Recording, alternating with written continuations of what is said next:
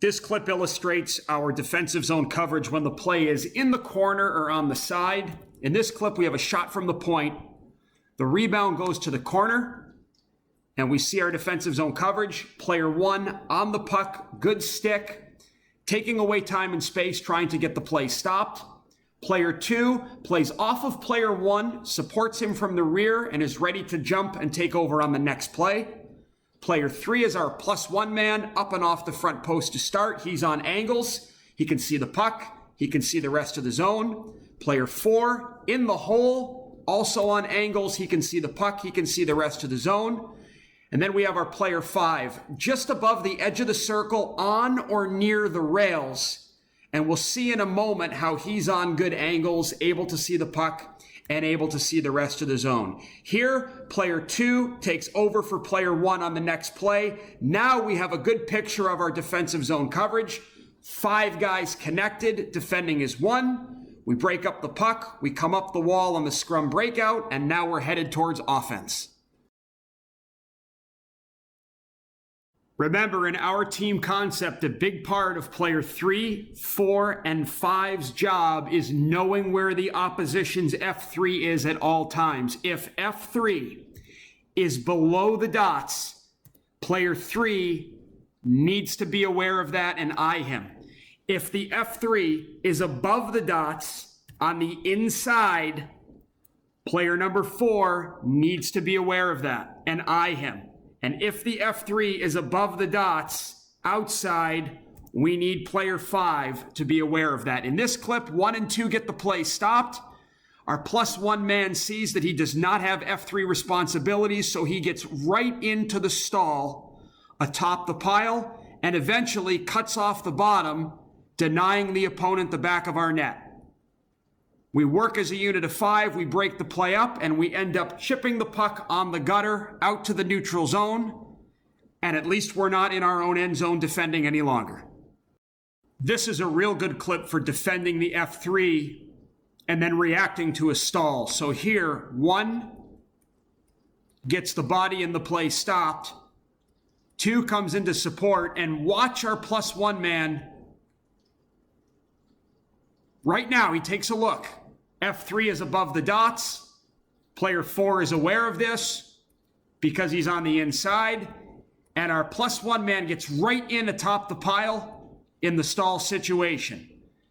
In this case, we battle. Red team comes up with the puck. Player 5, nice job being on or near the rails. And when the puck goes out to the strong side point, he is in position to pursue the point man.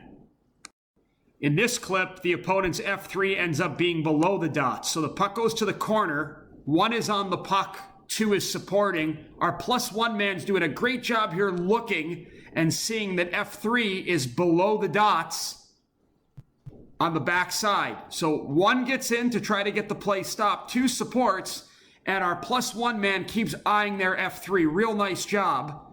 We end up pushing the puck up the boards, and we have a chance to break out here. Real good job by our +1 man eyeing the F3 below the dots on the backside.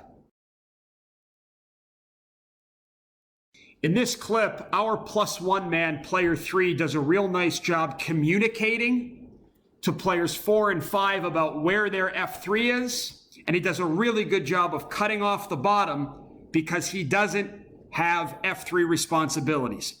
Watch in this clip. An excellent job here by our +1 man, letting player 4 know that the F3 is above the dot. Puck comes down the wall. He can now go and cut off the bottom. Nice job. Now the blue forward still ends up making a good play to his F3, but because our 4 is right where he's supposed to be and aware of the F3, he gets a stick on it and eliminates a grade A scoring chance. And we're in position nicely for the next play. Great job by our +1 man talking, and because he doesn't have F3 responsibilities, he can go cut off the bottom. 2 points to emphasize here. Number 1, defending the F3, and number 2, protecting the bank. So in this clip, the puck comes down the wall. 1 and 2 are on the puck trying to get the play stopped. Their F3 is below the dots. So even though 1 and 2 have successfully created a stall, our +1 man cannot get atop the pile because their F3 is below the dots. Nice read. Puck ends up coming to that F3. Our +1 man goes to cut off the bottom. Nice job. As soon as he goes, 1 or 2, whoever's closer, needs to sprint and fill in for the +1 man. That's part of protecting the bank. And a great job by player 4 to hold the hole. Good stick, protect the bank, and 5 to move with the play. Everyone doing that and being connected, filling in, taking care of the hole, sprinting to the inside, protecting the bank allows us to break this up, come up with the puck, and have a chance to be on offense. Nice work here. In this clip, I just want to illustrate the importance of always having a +1 man in the defensive zone, especially when the play switches sides. This is all part of protecting the bank. So in this clip here, right now, we have a +1 man. Good. Puck goes up the wall. We have a +1 man. Good. Puck goes flat. And we go. And we have a +1 man. We have a +1 man here. We go on the other side. We do a great job protecting the bank. And now we come up with the puck. Anytime the puck switches sides, anytime the puck goes flat, we have to make sure we always recover and have a +1 man. Anytime the play switches sides and we have to sprint the zone, transition the zone from one side to the other, we want our original player 5 to sprint to the hole and become our new player 4. And we want our original player 4 to move with the play, be on or near the rails, and become the new player 5 on the strong side. And it's very important we recover a +1 man. In this clip, we actually go low and get sucked in. We don't want to do this. We want to come to this area here. But if this happens, we need to make sure of 3 things. Number 1, player 4, you stay in the hole. Do not run out to the strong side point. Hold your area like you do. 1, 2, or 3, one of you will either come out and front and buy time for 5 to get back in the lane, or, and we see this in this clip, one of our 3 low defenders will go out to the strong side point. Player 5 will come into the bank and be one of our 3 low defenders. We don't want to do what we do here and get sucked in, but if this happens, handle it just like we do here. Play off each other, sort it out, help each other, take care of the bank. This is all part of moving as one and playing connected. This is what we want from player 5 when the puck comes up the wall. Puck comes up the wall, our player 5 stays on or near the rails and watch his feet turned in the direction that he would have to go if the puck gets out to the point. Again, guys, we call that running start. Player 4 stands right where he's supposed to stand, and we end up breaking the play up. But a real nice job here by 5. He does not get sucked in. He turns his feet for running start. 4 knows where their F3 is. Stand where you're supposed to stand, be connected, and we come up with the puck. Anytime the puck goes out to the point, we need great layers from 4 and 5. And we need 1, 2, and 3 to create 3 one-on-ones down low. Puck goes out to the point. Great feet for a running start by our player 5. Player 4 layered back in the hole. These 2 players are on a rope. Puck goes D to D. He comes out with a great stick. He slides back, and I love this. 3 one-on-ones where we get underneath sticks, we box out, and we protect the bank. This is the picture we want to see every time the puck goes out to the point. Layers from 4 and 5, 3 one-on-ones down low where we keep the opposition away from our net. When the puck goes out to the point, players 1, 2, and 3, you've got to look, see your man, find your man, and do not let him beat you to the net. Puck goes out to the point. Again, don't let him get to the net. Don't let him get to the net. Find your one-on-one. And we do a real nice job here of not letting the red forward get to the net. This is a great job protecting the bank. Our goalie can see it. Easy play. Anytime the opponent carries the puck up the wall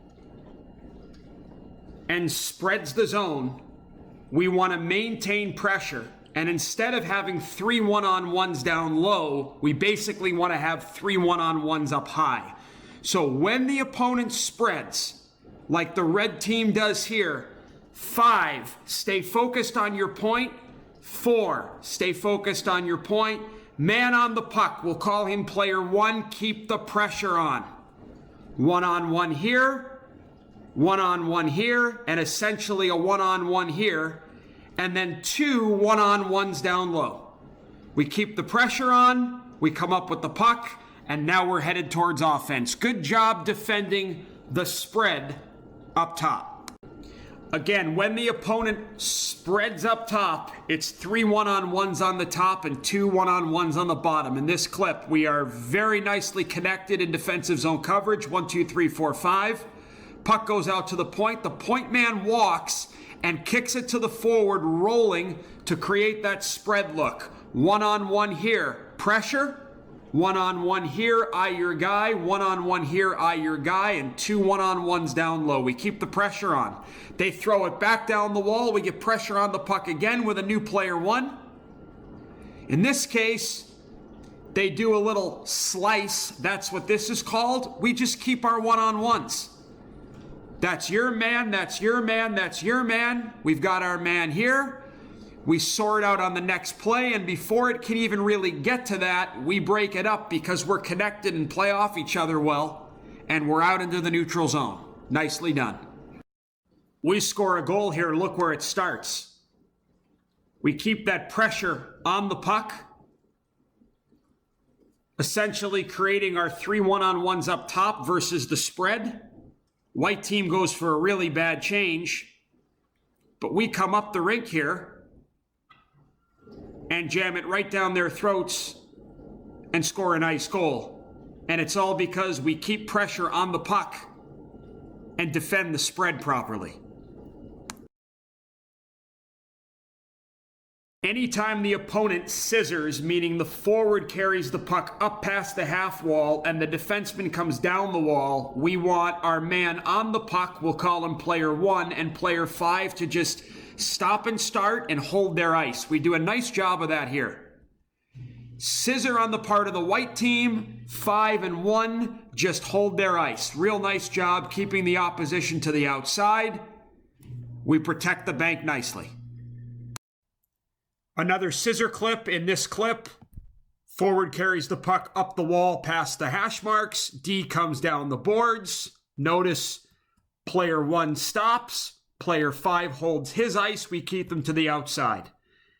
The only thing I don't like here is player 5 getting tied up and turning his back to the play. But otherwise, a nice job by the man on the puck, player 1, and player 5 to just hold their ice when the opponent does a scissor and has motion on the outside. In this clip, I want to look at how we defend the split off. The split off occurs when the puck goes out to the strong side point and the opponent's F3 comes high, basically splitting the 2 defensemen. When this happens, we want one of our 3 low defenders, whoever is the closest, to go out to the split-off man, and we want player 4 to remain focused on the weak side D. We do a pretty nice job of it here. Pretty nice job of it here. Puck goes out to the point. They split off. One of our 3 low defenders comes out. 4 could do a better job eyeing his point, but nonetheless, we are okay here. We defend it well, and we're in position to jump on the next play. We do a real nice job versus the split off here on 2 occasions in the same shift. Puck goes out to the point. We're in great defensive position. Good running start by player number 5 on or near the rails. Puck goes out to the point, goes D to D. Here comes their F3 to split the defenseman. One of our 3 low defenders must talk and go out to this guy. These 2 players, 1 and 2, we'll call them, don't let your guy beat you to the net. Nice job versus the split off here. Well played. We break it up, but we don't get out. So we've got to get connected and sort out.